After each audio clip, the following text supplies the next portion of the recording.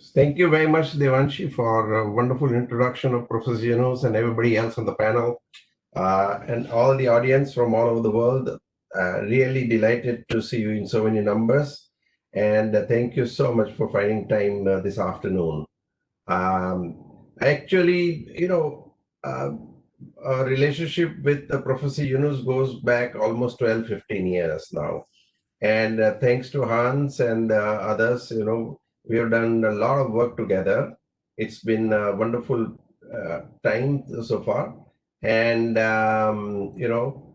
one thing and the first thing I learned from Professor Yunus was, we create the world that we want. I think that is what is also today's topic, And as you know, since the lockdown, anybody? Hello. Yeah. Can you hear me? Yes, Professor Yunus, welcome. Okay. Thank you. Most welcome. So we just started a little bit. Your illustrious history was already narrated by Devanshi, and so I'm just recalling our wonderful last 12, 15 years that we have got friendship and a lot of things that we have done together. It's been a very exciting journey overall. And I was just telling everybody that one of the first lessons I learned from you was changing the world for the better together. And more importantly, you shape the world, you create the world that you want, And that is the topic of today's discussion as well. So, I just trying to, and this was one of the key reasons as to what kind of world we should have in COVID and post-COVID time. As I see, what happened was, we have seen this lockdown for last 6, 8 weeks, and whole world has changed in many ways. While we are very sorry and feel very bad about people who are trapped in the pandemic, but at the same time, we also see emergence of a new way of living, and the living is, I would call, minimalistic living. We all learn, and also I would think we are getting into spiritual economy now. What you talked in many ways, like profit with purpose, and now we are also getting spending time with family and other kind of stuff. Even though we are all locked in, uh, intellectually we are unlocked in many ways, and we are able to see so many potential when you're confined to one single house for 2 months, 3 months, whatever period of time. But the different type of freedom we are now seeing, and here at Nariman Point where I live, I'm told all the dolphins are being seen, and the peacocks at Chapati and in Babulnath area, and some deers at the Jew Beach and stuff like that. We never thought of that. And so I think in terms of whole environment, we are so much better. I do not know. I think our pollution rate has dropped a very low level now, and so there is an upside to the whole thing to learn that we can, if you want, not somebody else has to come and stop all the automobiles and lock down, but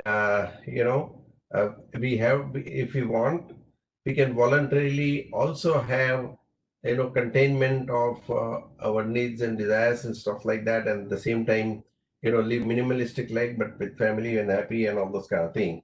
So I see that there is a new way of thinking that has already emerged. Virtual world is making a lot of things possible which we never thought it would happen. Of course, we all had technology for a long time, but real potential is being seen now. So, we are seeing how do we still do a lot of things while being in the house. And so environment is improved. There is a quiet, peaceful time to think. So we have more time for intellectual work. Otherwise, we are always running around and what you call, we don't sit back and relax and think about number of things that we can do. So typically we are just do mentality at this point typically in this life. So everything we do fast, etc. Now we have at least time to sit back and see that what are the things that we can do. It's kind of a retreat in many ways. I don't think any one of us have spent so much time in the house for a long period of time, the way in which we're doing after getting occupied with a profession or business, and so I think now we are also seeing the world in a different light. You always talked about, zero poverty and environment and, other things. So I thought it would be very good to listen from you as to how would you like to see the world, because you create the world that you want. So I thought it would be wonderful, and I'm very happy that we are joined by Hans, who has been a good friend, and you and Hans, and you have been tremendously creative people. And once again, I've learned a lot from them. And we also have Amit Bhatia from Aspire, you know him already, and Ramraj from Impact Investors Council. And Shekhar Kapur would be joining. I do not know he has already been able to join us or not, but he is going to be with us. So the whole way in which I look at is the new economy. If we move towards more minimalistic and also spiritual economy, if I may put it that way, as I mentioned, the profit with purpose. And at one point of time, we talked only about shareholder interest. Now, in last 1 year, there has been a lot more talk about stakeholder. And although everybody knew about it, but there was less need for, or nobody talked too much about, or seriously, talked about the stakeholder concept. ESG, which was again talked about for a long time, but I think in last year or so, that is the name of the game. And it is not only a good thing, but also it adds a lot of value to whatever little we do, whether for corporates, for individuals, for otherwise. So there are so many things that we can do in a refashion. I'm sure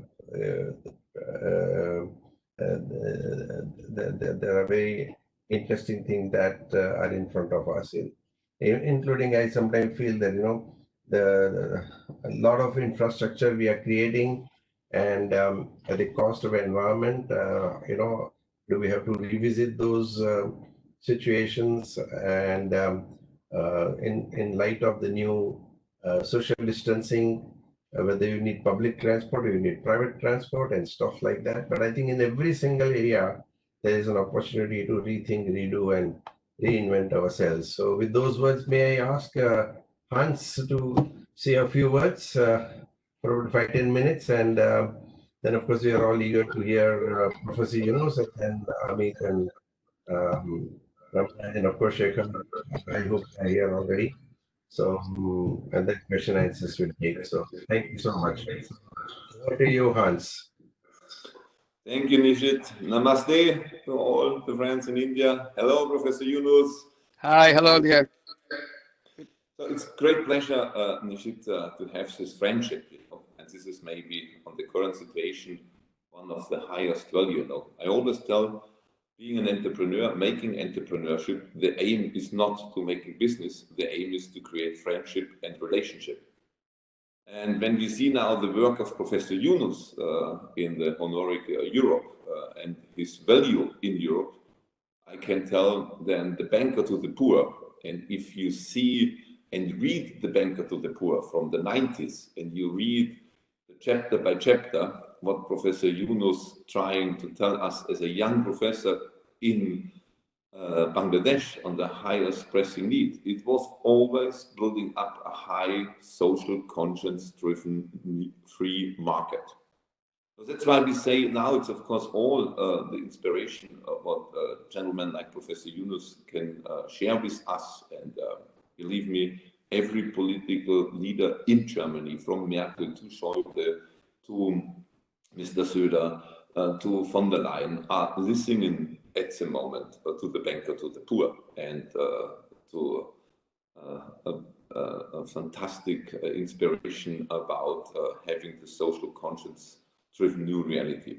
So I'm very thankful and blessed to have friends in India, and I'm very, very blessed and honored to work with you, Professor Yunus, in the last 12 years. And I just can tell you the life achievement of Professor Yunus from the beginning, from the bottom of his heart in the 70s, in the 80s, in the 90s, are more valuable than ever before.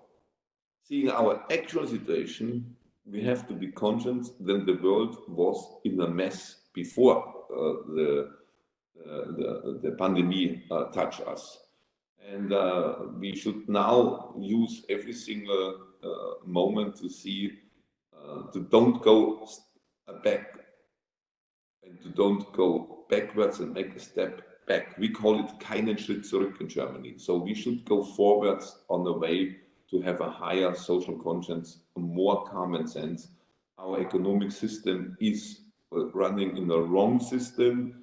Now, during this catastrophe, we have an opportunity to reshape it in a way to be creative, caring, and stuff like this. So we are all in the same boat now. We have all the same opponent.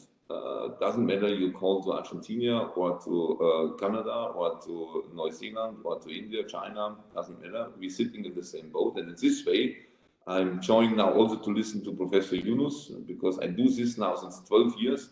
And every time it's a big pleasure to listen to you, Professor Yunus. Thanks a lot to take your time. And yeah, let's share your thoughts and see what's your view on the whole situation. Thanks a lot, Nishith, and thanks a lot, my friends. All right. Nishith and Hans, you have said everything that I was thinking of saying. This is a time where the whole system is on the verge of collapse, if not already collapsed. Soon it will be at the last point of its collapse. Then the question comes, what happens after coronavirus is over? We have to revive the whole economy, revive the whole system again. And my pleading was, and is right now, if you revive it, you are going to go in a wrong direction. Don't revive it. It's not a recovery. It's not a revival. It's a reconstruction. Because if you revive, if you restart the engine will take us back where we are coming from a few months back. And that's not a very happy world. We were complaining about that world in many, many counts. One was, of course, global warming, and Nishith said it very well, how in a few months of coronavirus, suddenly our climate is so cleaner, so fresher, so enjoyable. Even I'm told that the ozone layer, the hole in the ozone layer is getting fixed in these few months. So see how much damage we have been doing to the planet. As long as we remain active, we do all the negative things to the climate. And the moment we became inactive, the moment we came back to our home and stayed there, climate got back to its natural state of affairs. So that's the kind of damages that we will go back to if we restart the engine. So my pleading is, let's not go back and restart the engine. Let's build a new engine to take us in a completely opposite direction. It's not a slightly different direction. It's a totally opposite direction. This is a disaster path that we are coming from. And if we want to stay away from the disaster path, that's one thing. If you want to make the world a happy world, it's the opposite thing. So almost we have to build a world which is opposite to what we have been doing. So everything that we are doing now, we have to figure out what is the opposite of it. And probably that will be easier to understand how to restart, start a new engine rather than restart the old engine. So this is a challenging time for us while we are staying home, reflecting. And in the reflection, I will always invite for imagination, even wild imagination, because that's where we have to go. The normal thinking process will not take us anywhere. So we need to have a completely different thinking process. It's a wild kind of process that we have to work with. And that's where the beginning thing will happen. And suppose the end of the coronavirus is coming and we are getting ready. The moment the captains of the economy start blowing the whistle, there'll be a stampede from every direction, from every layer, to go back and open the door and start all over again, things that they have been missing doing for all these months. They're itching to do it more aggressively than they ever did, to compensate for the losses that they made during this period. That's the danger part, that before the stampede begins, we have to make up our mind that we are not going back to create the stampede. We'll start very slow. It will be painful, but it will be something which will take us in a different direction. And that's where all the issues are coming and continue to do that. As I continue on this issue, I just want to mention something about the coronavirus itself. We are facing this coronavirus in a very disorganized way globally. This is a common enemy for every single country, irrespective of how rich, how powerful, how politically important or financially important country you are facing the same problem. There is no difference between the poor country, rich country, well-off country, whatever. But we have not seen any mechanism to fight a global common enemy with a global strategy. Everybody went right back to their own country, trying to do things in their own neighborhoods rather than worrying about what happens to other country. It went to the extreme. It went to the extreme that people are defying the need of other countries to satisfy their own need, and grabbing things from other countries where to come to their country. So we went back to tribalism. So we've shown our true color, that we have not really changed. So we want to ponder whether we can sustain ourselves in that mood. Even the global institution that we had, WHO, World Health Organization, that was attacked. This is the time to support that organization. If they have faults, we can talk about it later, but not in the right in the front of the enemy that we are facing. So we had to make it all the more stronger, make it bolder, so that we can, under the umbrella of WHO, we can fight this war and win it. But WHO under investigation and threat, the money has been withdrawn, all kinds of things. So this is the kind of thing that we have to correct ourselves, that this is the time that to fight common enemy, we have to combine all our strength, learn from each other, and help each other to overcome, share with each other, even if it means some sacrifice here and some sacrifice there, but the broader good of the people. And there comes the question of vaccine. Now you read about how many vaccines are coming and so on. And I try to raise the issue, vaccine for whom? Who will get that vaccine?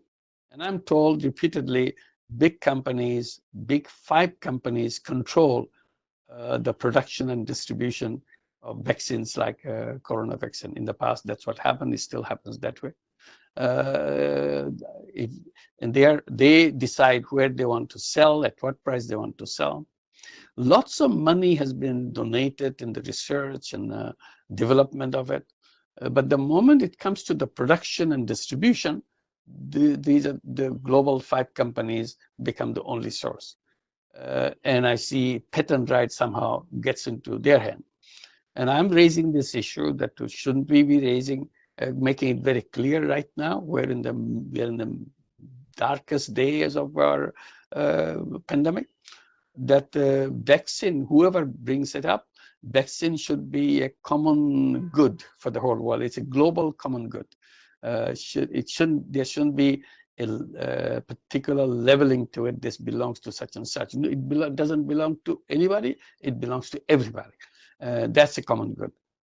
So why can't we declare whoever designs and produces or brings it up It's a global common good, and people are free to produce it anywhere they want.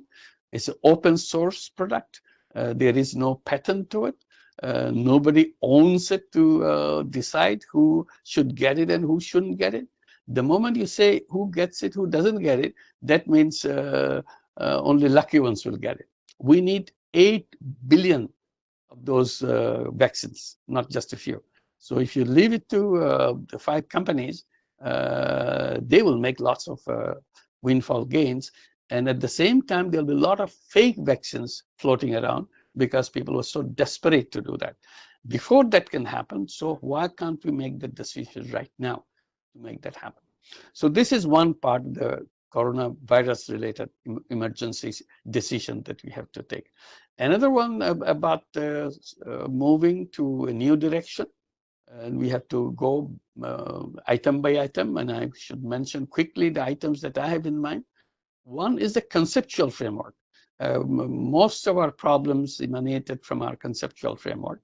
I said, why don't she go back to the conceptual framework where we went wrong, how to fix it, how we made it such a greed-based system that we forgot everything else, only thing matters to us is money. Can we rediscover ourselves as a human being?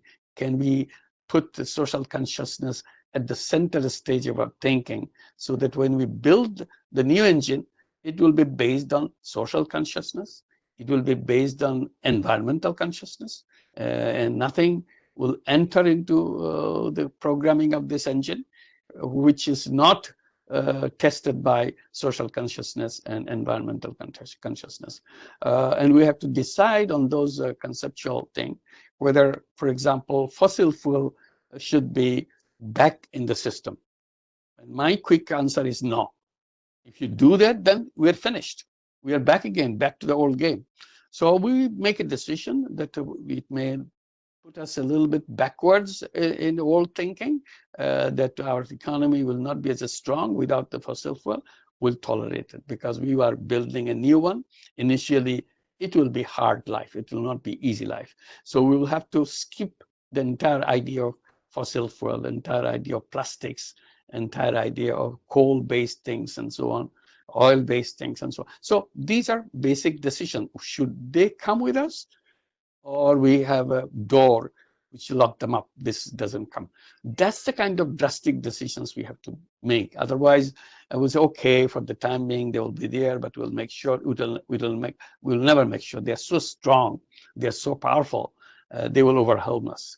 So this is one. We have to make a gateway, like we do that inspection of people entering our houses, whether they are carrying the virus with them. We test them. We put lots of different testing facilities at the airports and so on, so that we don't bring those viruses.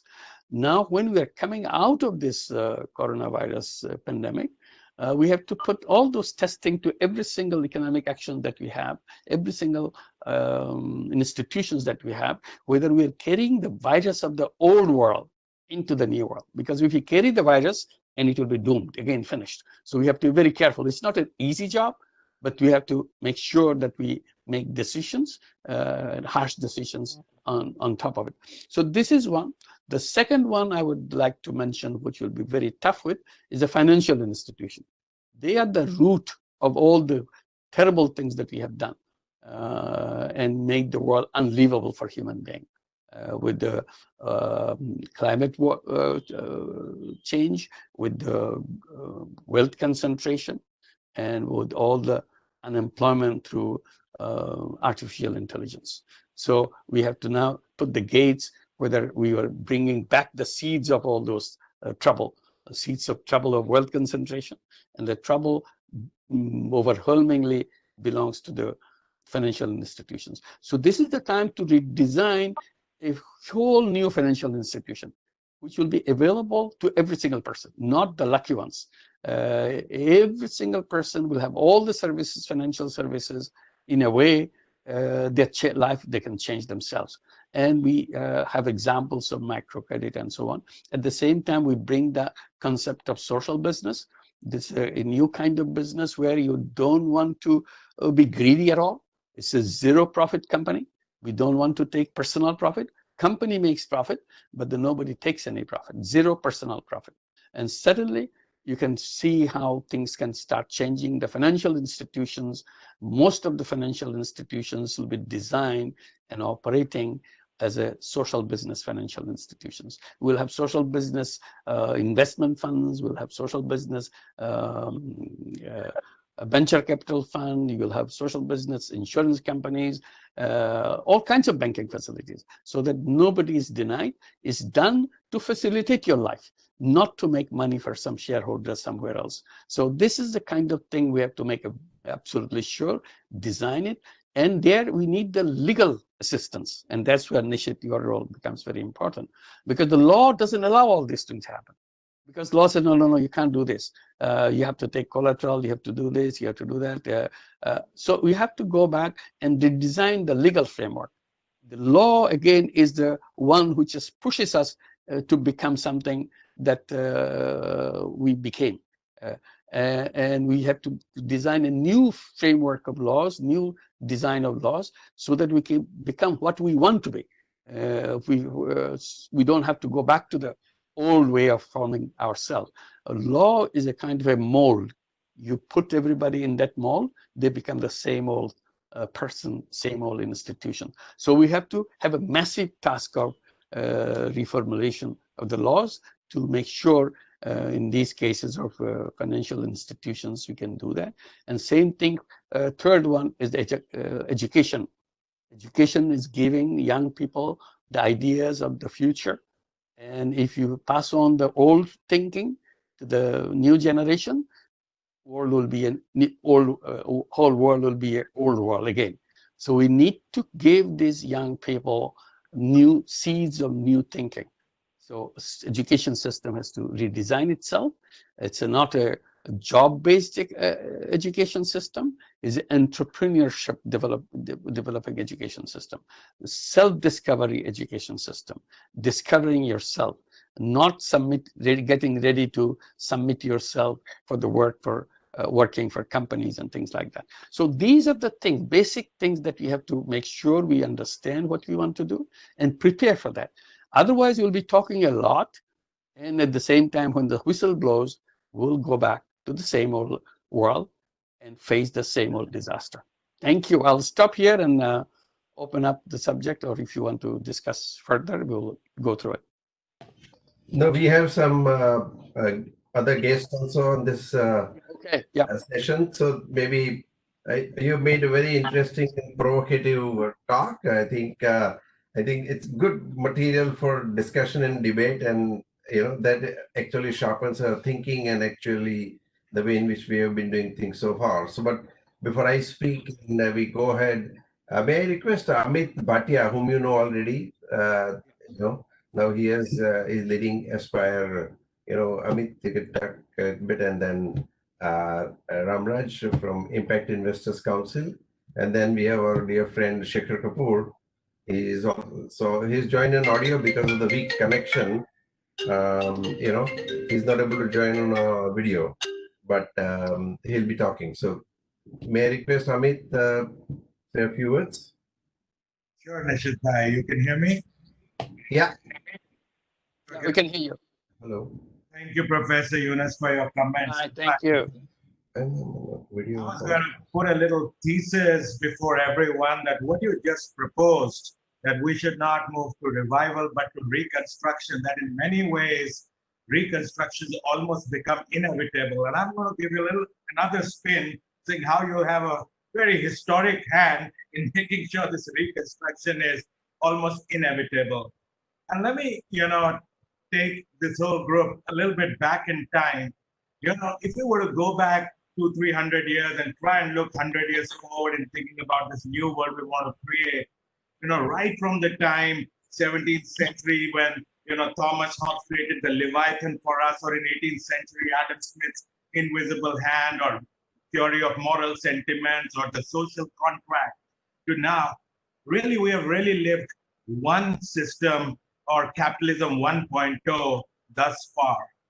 I think what has inevitably happened is, if you look at, if 100 years on, when we look back at the year 2000 to year 2030, 50 years on, when people look back, almost studying economic history, we will see a series of, events strung together, which, when people look at it, this reconstruction was inevitable. So if everyone who's on this call, think about start of Millennium Development Goal all the way to end of Sustainable Development Goals, how the triple bottom line came into being in year 2000, how the first impact funds, whether Triodos and Avishkars, or Acumens were created. In 2005, PRI came out. In 2006, Professor Yunus got a Nobel, and the following year, Al Gore got a Nobel in environment. So the social and environmental issues were presented to the whole world almost in 2 very quick years. And when the following year in 2008, the word impact was coined in Bellagio, things started to come together. So when we look at this history, 20 years, 30 years from now, we will see this series of events, new instruments being born, impact bonds, impact wholesalers being created. And we will find that this whole COVID situation just further triggered and catalyzed this reconstruction. Now, there is work to be done, as Professor Yunus is suggesting, right from economies to institutional level. But, from my vantage point, having, been the CEO of the Global Steering Group for last 3 years, where I was looking at 32 countries, I think me and my colleagues feel, Professor Yunus, that this reconstruction is inevitable, and this capitalism 1.0 is going to evolve into capitalism 2.0 or the impact economy. And here's, why I think, this is very interesting at the times we are. I think this idea of impact, which till the beginning of this century was almost a verb that, about doing good, being purposeful, is going to become a noun, an economic concept like risk and return. And this idea of impact, as it gets embedded in every realm of our economy, we already see it in investment decisions. We're seeing this in business decisions. Nishith referred to ESG, sustainability. I last counted 2% of Fortune 500 companies now have a chief impact officer. And almost 1.4% are already publishing an annual impact report, which is not just ESG, not just sustainability, but one level higher, thinking about impact at all levels. So I think we are seeing impact getting embedded in business, investment, in consumption, this whole sustainable, ethical consumption thing. And in the recent past, this has been further galvanized by plant-based meat substitutes. Some of the IPOs we saw, they were, Beyond Burger, and the way absolute burgers are growing in the world. It's, this revolution is going to help, and, this movement in a very unique way. And lastly, impact is getting embedded in policy.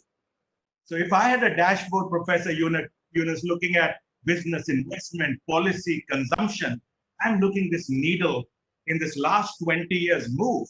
And I think when I, take time forward 20, 30 years, I think, we are all bound to say that unlike Adam Smith's invisible hand, you had a very visible hand in creating this little historic force that an impact economy, took shape. So I think, this Nishith is doing this little webinar at a very appropriate time where Nishith, almost no industry will be untouched. Every corporation has to think about how I'm going to demonstrate impact to my stakeholders. This is going to be a very different world that is going to get created. And I think the forces that have already been unleashed, by Professor Yunus and Al Gore and others, we should not undermine it. So I think all of us have a dramatic opportunity before us, almost reconstructing the world, as Professor Yunus calls it. But this is going to be very deep and very wide. It is not one economy. And I think my research is showing me, and I'm Nishith completing right now a book where, Ronnie is working with me on the book, and Jed Emerson from US, and, I have a few other authors. We are looking at several countries, US, UK, South Africa, India, the countries we have completed. In every country, we are seeing evolutionary and revolutionary forces that have come together. So we are actually going back to the basics. So to give everyone on this call one example, back in 1720 at the end of the Bubble Act in UK, every corporation in UK was required a parliamentary approval. and they would not become a joint stock company or a listed company until they could, prove a purposeful existence. Something that we are coming back to in a very long way 300 years later. And I think as we go back into economic history, I think the world was not created to be as greedy and, to be as Machiavellian as, it became. But I think these forces that have been unleashed are very powerful. And I want to end, Nishith Bhai, by saying that this is also being supported with a very big uprising around the world. So if you go back, all the way to the subprime mortgage crisis, and after that, Occupy Wall Street, and everything that has happened since, whether these are protests in Chile or Lebanon or Venezuela or Colombia, everything. There is a very popular uprising which is supporting this change and this reconstruction. So I think as these revolutionary forces collide in this next 10 years, Professor Yunus, your vision will come true. We will see an impact economy. And I think when history is written, we can all be very proud that we lived in the same time as you and saw how all this came together. So I'm glad to be part of this. Nishith Bhai, back to you. Thank you so much, Amit. I think, again, a very interesting perspective. And as you say, I think I also see the needle is moving the right side. I think there is a lot more awareness on consciousness is there, but I think it has to be still go to the next level, So there was no talk about ESG and impact investment and all those things that you're talking some 10, 15 years ago. At least it has become part, CSR, for example. So a lot of interesting things are happening. And as we move forward, how do we, use all these tools that are available to us now to make world a better place, But let me just go to Ramraj from Impact Investors Council. Welcome, Ramraj, and can we have a few words from you? Thank you. Yeah, thank you, Nishith Bhai. Can you hear me? Yeah. Okay, thank you, Nishith Bhai. Pleasure to be here, and indeed a privilege and honor, Professor Yunus, to be on this panel with you. I think you made some fantastic points, and we just ran a survey recently of most of the impact investors in India, and essentially most impact investors who are today in India serving upwards of about 25 crore low-income customers. The sense is somewhere between 30 to 35% of customers have actually fallen back into poverty. That's what most of the impact investors are talking about at this point in time. And we had almost near unanimity in terms of the results that, most people felt that the number of people who have fallen below poverty, even in the low income, I'm not talking the lowest income, is somewhere in the 35 to 40% range. So I think that kind of gives you a sense of the scale of the problem that we are facing. And, I can want to speak a little bit more about India and Professor Yunus about some of the discussions you actually triggered around the financial system. And I think, as you rightly pointed out, the model of the financial system that we've had is something that possibly needs quite a bit of change, not just the financial system, possibly the legal system. And I'll just give you a little bit of perspective that, between the IIC, Nishith Bhai, and several others, we've been trying to structure a series of COVID-19 emergency response funds. And, the struggles that we've had to integrate different forms of capital, whether it is commercial capital, whether it is philanthropic capital, whether it is grant capital, whether it is foreign capital or domestic philanthropy. I think we've really struggled. And one of the biggest learnings and observations that I've had is really that all of these forms of capital have always operated in silos. So you had commercial capital supposedly for commercial organizations. You had grant funding supposedly for charitable organizations. Philanthropists could do only a certain set of things. Foreign funding could only do certain kinds of things. Whereas the situation that we are in today requires a complete re-architecture of the way we think of finance. I think, I remember still when I read your book, I think the biggest value that your organization and the business model really brought was the fact that you were able to bring risk capital to a bunch of people where commercial people would never go and take risk.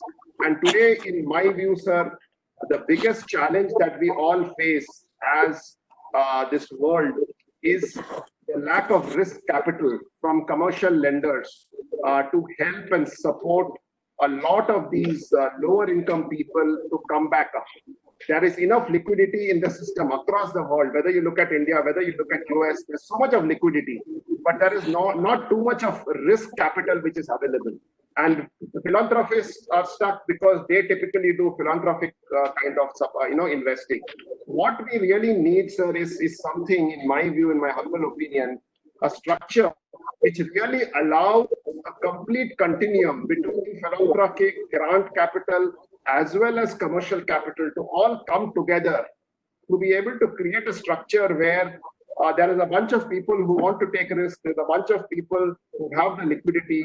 How can we bring all of these sources of capital together? The government exists in some part. How can we really bring all of these sources of capital together? Is really something which I think begs consideration. And I completely agree with you, sir, that there is a need for us to completely re-architect the way we think of finance and the way, in my view, we think of developmental finance also, because really, and increasingly I'm convinced, and now I'm thinking back to your book, really in terms of the fact that possibly what people need really is just someone to help them and some risk on them, take a punt on them for a while before they can make good their own businesses, they can become self-sufficient. So I think what we really need, sir, is for us to rethink these various forms of capital and what kind of regulatory and legal changes can we bring. And I think that this is relatively low-hanging fruit in terms of changing some of these legal structures to allow for a lot more of intermingling of various forms of philanthropic, social, as well as commercial capital to come together. And I think, sir, you have done something like this, especially when your bank was set up. I know that this model of lending to this segment never existed. And I remember reading that you had actually changed regulation to make something like this happen. So I would believe that's really the need of the hour, whether we look at India or whether we look at all the other countries. So that's, sir, some big thoughts from my side in terms of how we are looking at the entire impact space and the need for us to substantially expand the scope and scale of what impact means, who all can create impact, and how is it that we can make it more efficient, especially during these extremely critical times when lots of people are genuinely struggling and are on the road. So Nishith bhai, those are my quick sort of comments. I hand it back to you. Very much, Ramraj. So nice of you, and wonderful, summary of what's been happening in impact space. Maybe Shekhar, I believe you are already on the call. I know, unfortunately, can't be on the video, but I would love to have you say a few words. I think then we have some question answer, and we'll extend the session by about 10 minutes or 15 minutes, depending on the questions around. But otherwise, let's go on. So, Shekhar, welcome. Thank you very much. Can you hear me? Yeah, I can hear you well. I'm sorry about my internet, but I'm actually in a lockdown right in the Himalayas. The mountains that I see beyond that lie the plains of Tibet. So that's how far deep I am into the mountains. Anyway, fascinating discussion. I'm going to say one thing. I think that everything is going to change. The world post the corona is not going to be relatable to the world that we've got used to. It's going to be different.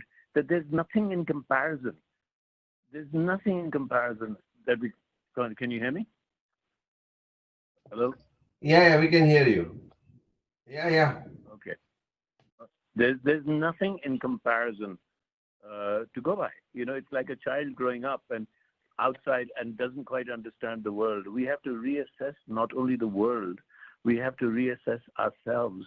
And when I say we have to reassess ourselves, we have so got used to, all of us on this call, me, I'm a famous filmmaker. We have to reassess who are we anyway in the new world? It's not just about what the new world is and how existing structures can be adapted to this new world.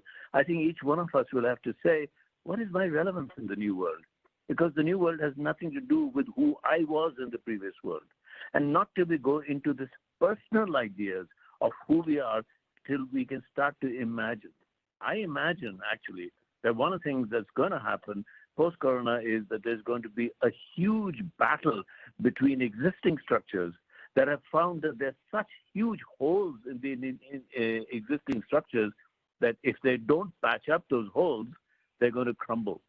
And the new people, I'm not saying structures, the people that will come up and create their own structures and refuse to patch up their holes. So are we heading to a conflict between what is and what might be? But we have to look at that conflict between who we are rather than what capital is. I mean, one of the problems with capital always is that capital is all the business models are made on top and the investments comes in, but the product itself, I mean, people will invest in agriculture, large funds of agriculture, but many of them don't understand soil. They don't understand what soil feels like. Professor Yunus, I always remember when we first met, you told me that story, that when you went back to teach and there was so much poverty around you and you realized that 5 families or 10 families or something, the poverty could be over with $40 or some ridiculous sum like that. You reached out and you saw the individual. That's what we have to do. It is the individual that's becoming, and I'm not talking about a Maoist philosophy someday. I'm saying that till we go back to the individual, to the product, we will not understand what the new world is going to look like. And I know that it's going to look like completely different. I actually look at structures as governments also. I'm not sure that governments will survive. I'm not sure, I mean, I can say this privately, I'm not sure our government will survive.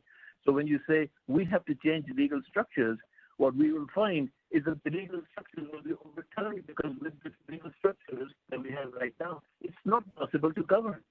It's not possible to govern this new world. I mean, how are you going to get all these migrants back into work? I mean, Gandhi, in a way, was right when he said, and I'm just talking about India here, when he said that India should grow bottoms up. And Gandhi didn't even have internet. He didn't have connectivity. And he was right that the new structures will somehow come up from the ground. It's like planting new seeds and new trees are born. They will not be coming up from the top. Now, if we start to imagine that world, now we have to look at what is my relevance. I'm already watching, I'm just going to take a personal opinion. I'm already watching people, young people who've never had the opportunity to make a film are now making films. And pretty they're writing scripts, and in the lockdown, they're asking all their friends, saying, "Okay, you say this, and I'll put it together and put it out." Some of them are amazing. Some of them are better than I am. So what is my relevance anymore? Until we look at our own relevances, then we won't understand what's going to happen.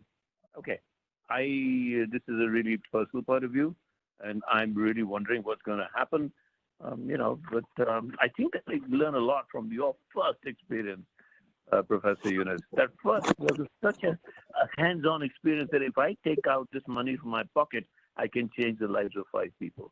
Now we are saying, can we get millions of dollars together to change 1 million lives? Do we understand those 1 million lives anymore? Do we understand? We see it as poverty. And I'm really interested in what you just said. Somebody just said that actually the impact funds are not working. Maybe they're not working because we don't understand the individual anymore. Sorry, I'm going to leave it at that and then come back to questions and answers. Yeah. So thank you very much, Shekhar. Wonderful to listen to you. Let's have, I think, small little dialogue. And Professor, you talked about, zero poverty, zero unemployment, and zero net carbon emissions. And just to get back into a little bit specific, now, last item first, zero net carbon emission. I think at this point in time, we are almost in that situation. And I, of course, in a little esoteric way, feel that we should always be in this kind of situation because there's so much low pollution, and but to make this now cities more sustainable, do you have any perspective on smart cities? We have been working on some of them, and where there's a whole concept is the cities are built on zero net carbon emission, and the first thing they do is to plant trees, and before even any infrastructure or anything else happens, within about the whole city would have no more than 1 or 2 kilometers radius, and within that, a lot of things have to be done. So everybody can walk around without much difficulty and stuff like that. So do you have any perspective on the smart cities, or so taking a little more specific, of course, it's technologically driven, by no means, and I think more and more people would work from home. I hope they do so. On day one, when lockdown happened, we declared that we'll go virtual, even in the future, even after lockdown. So, and we say that at least, if you can say going virtual would mean about 80% virtual and 20% physical. So just for some reason you have to come to office, it's okay, but otherwise be at home. Then if you can reduce 80 cars coming to the office instead of 100, I think 80% emission is reduced. So we need to have some of these models, and so we said that now the presence in office is voluntary, judgmental call, but accessibility is mandatory. So people should be accessible. We are actually more connected than ever before, because of technology. It allows us to, how we use technology also up to us. We can also create technological pollution with many more electronic waste and stuff like that. But we have to find some balance somewhere. But at least it gives us an opportunity to create a new world. So do you have any broad perspective on smart city or anything like whatever generally, I'm there. Yes, I can. I'm going to say one thing. And Shekhar is there. Yeah. I would say one thing. In the context of what I've been saying is that the post-corona world will not have any relevance to the pre-corona world. We have to question every word. I'm questioning the idea of a city before we go to smart city. A city was how we developed into something. Post-corona world, we may not be in cities. The technology has allowed us to, each one of us, to be part of a global city. I'm also saying that actually we might even be losing, and I'd be very happy to see that, the idea of nationhood. Because why should a city belong to one nation? Why can't Bangladesh and India and New York in itself have city-like structures, but not in the same place? We're assuming when you say city, we're all in the same place. We don't need to be in the same place. And the virus has ensured that in future, if it doesn't go away, we will not be in the same place. So it's not a question of smart city. We should question the idea of city. Yeah, absolutely. I think the way in which we define city, we'll have to redefine it, City was only meant to indicate that there will be some of the local clusters for convenience purposes, but that's the end of it, because whether we even need most of the conveniences to be made available through different mechanisms, so you don't need those kind of cities. And you're right. I think we'll have to rethink the way in which you have thought so far, and even infrastructure. I've been telling some ministers and government that why do you need to build the roads and the trains and public transport, and because most of the public transport is not put to full use most of the time of the day except during peak hours, and then after you run trains and other things for few people. I think there are some interesting nuances to that. There are no absolutes in this world, but you have to rethink. Like Rwanda has made good use of drones, and now in 5 years' time, flying cars would be a reality, and 10 years' time, it will be a common mode of transportation. So, you don't need to cut trees, and you don't need to, displace the animals and stuff like that. Or, if you want to do new infrastructure, I'm saying that if the payback period is 10, 15 years, in the interim, it's okay. But otherwise, for a longer term basis, I think we have to completely rethink how the infrastructure would look like. And, what do we really need, and why do we need all these things for, So it will, of course, start with thinking that, do we really need this or we don't? If we really don't need it, that's thrown it down. And I think we'll have to completely reconceptualize, as you say, reconstruction, not just, recover or, just get back to the same thing in different shape. So I agree. Professor Yunus, you may have some perspective. Yes, I just want to be brief, you have said. Particularly, I want to thank Shekhar for bringing up the focus on individual. This is what I've been doing all my life. I think the key to unlock everything is to unlock the individuals. Individual is a source of all the creativity, all the new thinking. So no matter what we do from the top, that's not going to change much. It's how to unleash the creativity of individual persons, young persons, old persons, everybody else's, so that they have a space. Today, they don't have a space. They are in a kind of a shackle. They have to do things in a particular way because they're all job-oriented life. A job takes away the creativity of persons. So you don't have your individual life to make it your own. The moment you remove those barriers, remove those shackles, individuals can grow. They have a space. They can do things. They are not kind of a stiff being. They are very creative, flexible being. They know exactly how to address their problems around them. And you talked about the smart cities. I was not worried about smart cities at all. I'm not interested in smart cities at all. I was interested in the source of that smart city, the electricity, the energy, the power. That's what the creating of the problem. So I would, in a turnaround from moving away from the old world that we left behind, hopefully, if we want to go to the new world, we should be thinking completely with the renewable energy. So with renewable energy, wherever you can go, whatever you can do, that's the most important thing. Whether you build a smart city or not, that's a secondary issue. The smart source of energy is the most important issue in designing, because that's what the climate change is so strongly related to. So we don't want to repeat that idea. And on the technology part, which is an example of, one example is a smart city. I always worry about technology. I try to bring it up in different ways. I say technology can be a blessing. Same technology can be a curse. So when you talk about the smart technology, smart city and creation of the technology. So I will go for the source of that technology, whether it's in the curse direction or is it the blessing direction. So once I get my answer that it is a blessing direction, I'll support it. If it is in a curse direction, I'll scream that this is not the right thing to do.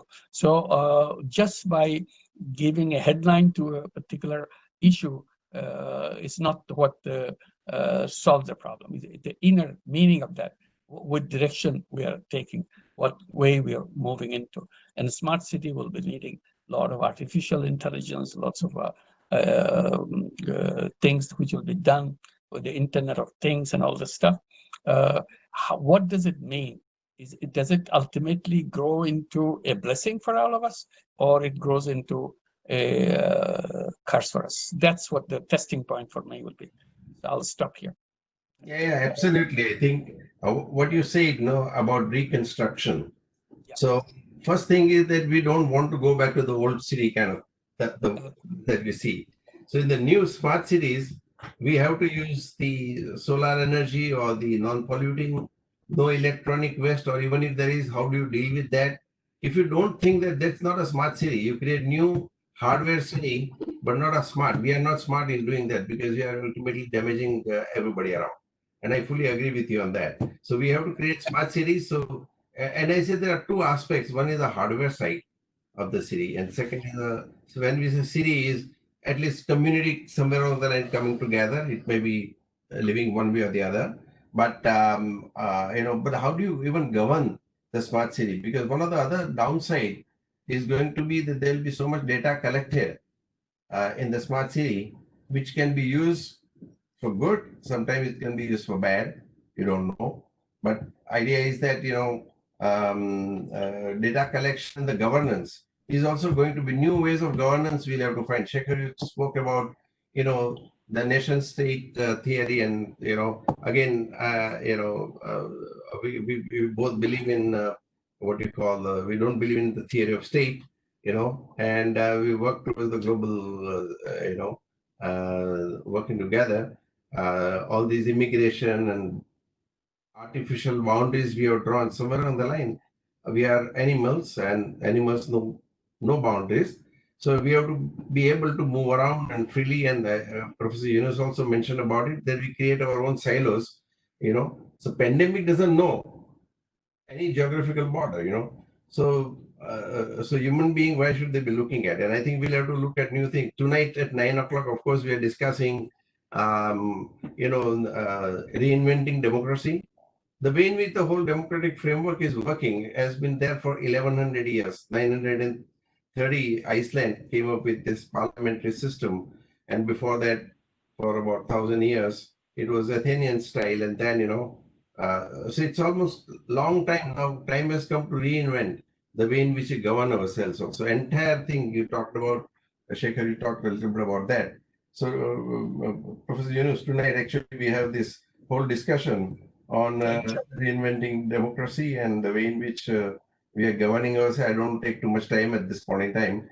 But even when we talk about governance, it also starts at a local level, wherever you are, It's ultimately community that comes together and says, this is how we want to work together and we want to live together. Or you see, we don't want to live together. That both have its own ups and downs. But I believe that as a human being, we are all social animals. So when we have to be social to whatever extent we want to be, but then, and therefore, you come up with some kind of your own set of governance standards, and the new rules will also have to be designed around that. So merely building very smart looking buildings is not really smart, and I fully agree with you on that. So that's the thing. And other thing was, of course, you talked about the zero poverty. Again, that's a new financial system will have to be, I would say reconstructed, or I would say reinvented, so that, there is some kind of balancing that happens. So there is not extreme, and something, which is right. How do you go about it? We have a lot of thinking to do ahead. So, I believe that we have a lot of work in the front of us. So, and of course, zero. I just want to say something, Nishith and Shekhar. May I just drop in? Yeah. Because Professor Yunus brought up a very interesting thing about profit, and I'd redefined that as ownership. The problem is that within our societies that has developed is that every stage in terms of capital flow, in terms of labor flow, in terms of idea flow, I sometimes say, what if the Mahabharata was intellectual property? What if Einstein's theories were intellectual property? What if the Bible was intellectual property? These are very mythic statements, but I make them to impress a point that what we've done with our system is that we have got so many points of ownership all along the way, even in the way we give capital to people. We create capital. Each time there's a law and an ownership, then it's like a little cascading water. Then it has another waterfall and something blocks it. That's another ownership, and then it goes down. Then finally, when you get down to it, I, as an individual who's been told that the only way I can conceivably progress if I consume more, and then it goes back up. If it tries to, like a salmon, it jumps and jumps and jumps, and it all becomes about excess consumption. All our business models are based on excess consumption.